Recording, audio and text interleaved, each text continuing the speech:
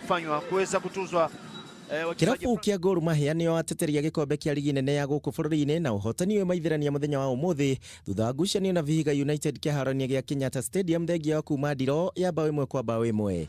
Ucheza katika winga ile ya kulia yuko na mabao 8. Charles Momanyi niwe wondire neti bao ya mbere ya Gor Mahia ndagika-ini ya 13 mbere ya Vihiga United kuigananĩrio ni Amos Kigadi ndagika-ini ya 56.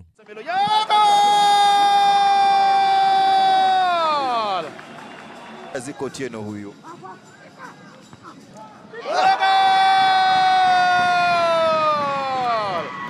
Mashabiki a Kogaro marenagia kwiganira kuona riri ni rita riao ria gatatu kirumaniririo kuoya gikombe giki na gukinyithia ikombe 18 iria mahotete ligi nene ya guku bururi-ini. Gor Mahia bao moja, Vihiga United bao moja.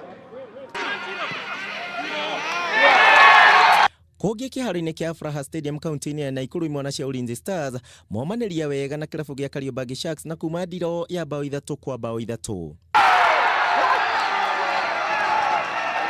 Kiharo-ini kia Bukugu Stadium Western Stima makarangire wega Posta Rangers na bao 2 kwa bao 1 nao Bandari aria mari namba 2 murugamo-ini wa metha makinyitwo ndiro ya kibugu gwa kibugu ni imwana cia Mathare United.